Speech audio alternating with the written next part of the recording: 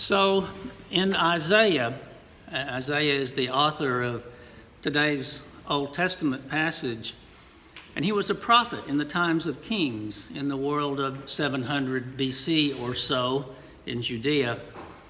In this lectionary passage, God sends him to Ahaz, a king who was defending his earthly kingdom of Judea, which was really a tiny nation compared to the other giant, powerful nations around it. And what Isaiah went to tell Ahaz was that God would send a sign of hope, a young child named Emmanuel, which means God is with us. This child, from a very young age, Isaiah told King Ahaz, will know how to refuse the evil and choose the good. So for Ahaz, who probably felt powerless in his little tiny nation, in his situation, this message was really meant to give him hope for a time of peace and restoration of his own people. In the Judea of that day, there was a need to have order, and the kingdoms all around Judea were run by people who held great power. The power and the means to persuade, to force, to control, and yes, to kill. And that's how they created order. Yet today, in our culture here, that gives us many great freedoms, why do we still feel elements of subjectivity and sometimes powerlessness in our own lives? The culture in which we live has become sort of our king, whose kingdom is run by a society whose public relation armies demand loyalty and servitude.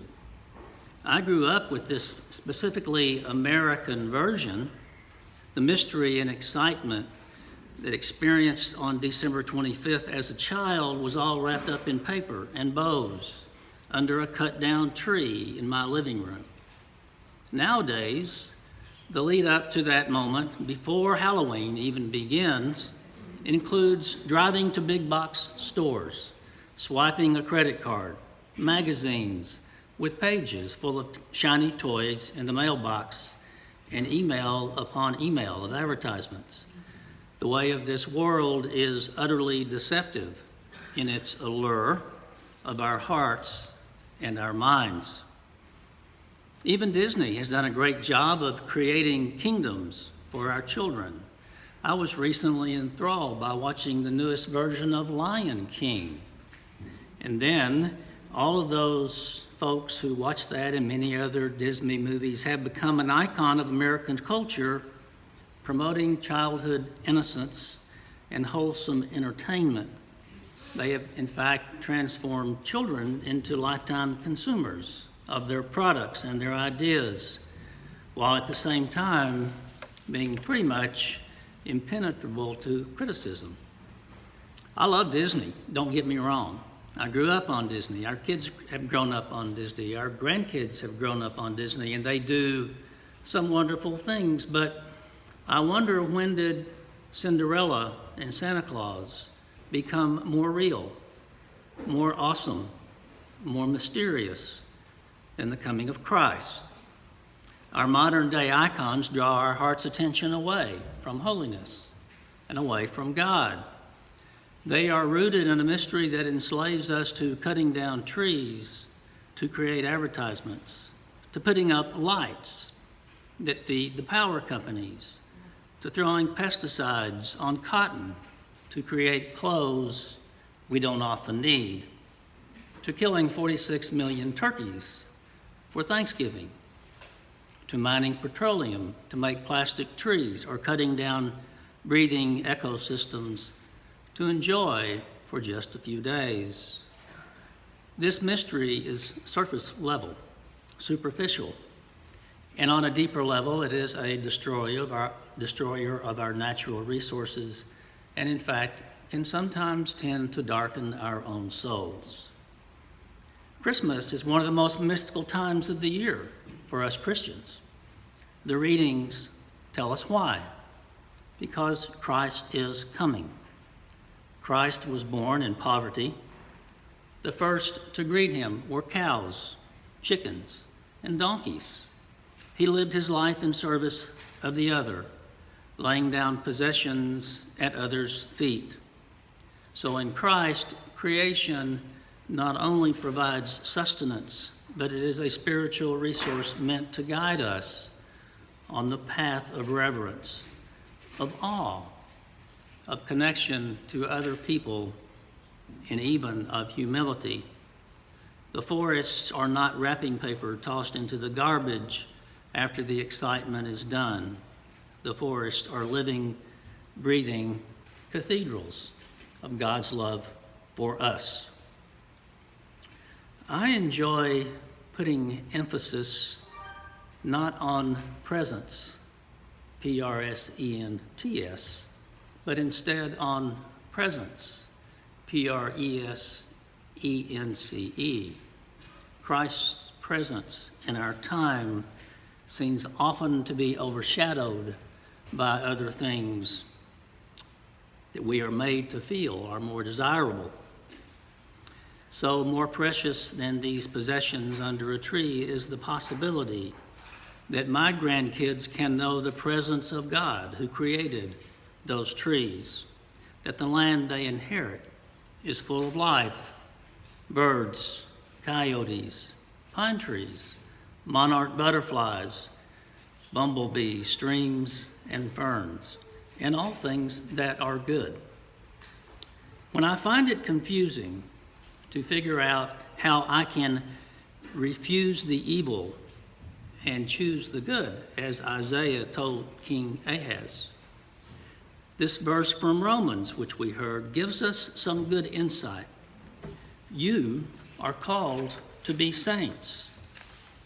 It doesn't say you are called to be consumers, or you're called to go with the flow, or you are called to be obedient to others. It says you are called to be saints.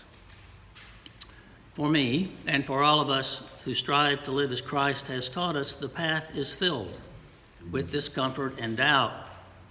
But if we truly believe this sign that God has given us is enough mystery, enough love, enough hope, enough charity and wholeness, then perhaps we can more easily see the ways of this world for what they really are, devoid of the real mystery and excitement and joy of this season. Now, I don't mean to put a damper on your Christmas plans.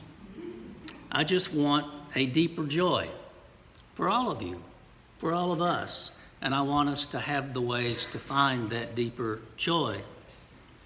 In today's gospel, when Joseph learned that his betrothed Mary was great with child, being a righteous man and unwilling to expose her to public disgrace, the gospel says he planned to dismiss her quietly.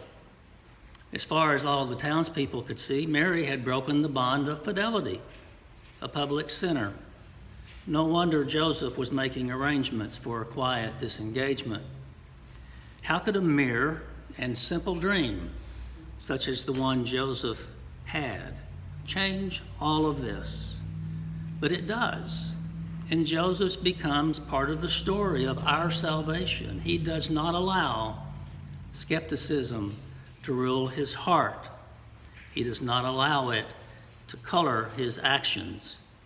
God's angel communicates with Joseph, and Joseph responds and becomes God's agent in the grandest story in history. Joseph's concern was for protecting Mary from public ridicule. And at this moment in his life, when he must have felt deeply hurt, he listened to an angel, and it changed him, and it changed his story. And aren't we all so very glad that it did? It would not have been hard at all for Joseph to ignore this angel's whisper. Haven't we all forgotten or even dismissed far more credible dreams than this one that Joseph had? He'll have to learn to deal with whatever lingering doubts he may have had. He had to learn to ignore the snickers that he hears from the townspeople. The embarrassment is now not only Mary's, but he's taking it all upon himself as well. Not only that, shortly thereafter, he finds himself walking across the cold, rugged mountains in search for a place to stay. A trip from Nazareth to Jerusalem of over 60 miles over some very rough, probably snowy and difficult terrain. So here is the full picture. A woman who is bearing a baby fathered by someone other than him. Then, not only that, after the baby is born, another angel comes and tells Joseph they will have to flee and go to Egypt. Otherwise, this baby will be killed by the king who is coming after him. But this Joseph is really a wonderful visionary who desperately wants the dream about Emmanuel to be true for him. He secretly thinks, whether it's true or not, this is what I want to believe. I want to believe what I heard from this angel. Having been brought up in Jewish culture, he would have been familiar with the promise of Isaiah, which was this: "Therefore the Lord himself will give you a sign. Look, the young woman is with child and shall bear a son, and you shall name him Emmanuel."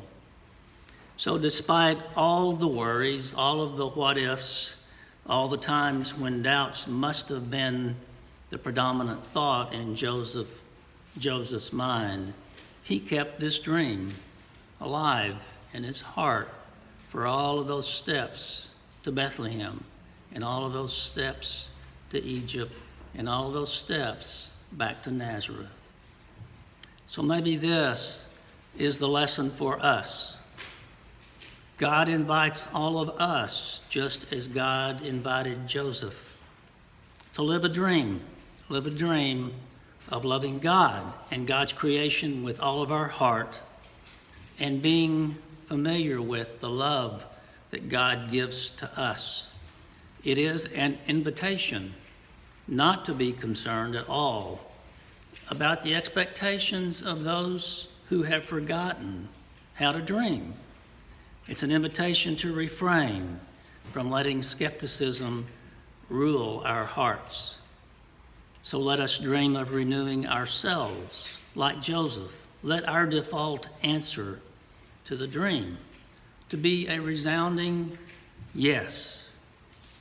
Let us gather to give thanks to God and to be a church and a people who take chances to help others, to embrace others, and discover that not only is God our hope, but that God has placed that hope within us as well.